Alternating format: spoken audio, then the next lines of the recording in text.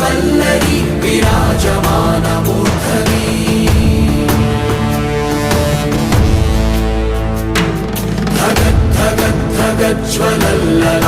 धगज्ज्वलल्ललाटपट्टपावके किशोरचन्द्रशेखरे प्रतिक्षणं मम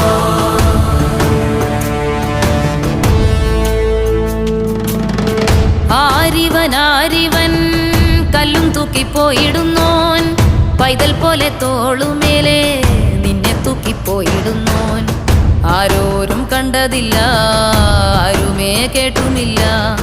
ഗംഗയെ താൻ തേടിക്കൊണ്ട് തന്നെ താനെ ചുമന്ന് ശിവലിംഗം നടന്നു പോകുന്നു